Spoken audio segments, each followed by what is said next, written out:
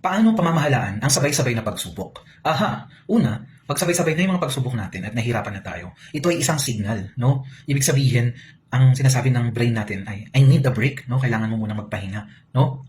At kapag sabay-sabay na yung nararanasan natin, no? Hindi ibig sabihin na mahina tayo, no? Ibig sabihin lamang nito, sobrang dami na nung sabay-sabay na dinadala natin na kailangan na nating mag-break muna at magpahinga. Tandaan na mga sabay-sabay na problema nito, hindi ito panghabang buhay, no? Walang permanente sa mundo. Kumbaga, hindi kailangan sabay-sabay mo siyang i-handle, no? O madaliin na tapusin sabay-sabay. Bagkus ay one at a time, isa-isahin mo siyang harapin kung ano lang muna yung kaya, no? Makakatulong din kung magkwento tayo sa mga taong pinagkakatiwalaan natin para mailabas natin yung mga nararamdaman natin at mag-focus muna sa kung ano yung bagay na kontrolado mo, kung ano yung pinaka-doable na pwede mo munang harapin, yun lang muna, no? Tandaan na dati meron ka na rin naman mga nalampasan, tama ba? Balikan mo yun at alalahanin mo na posible pa isa-isa, maharap mo rin ito. Kung ano lang muna yung kaya. No? Remember that you are stronger than you think. Okay?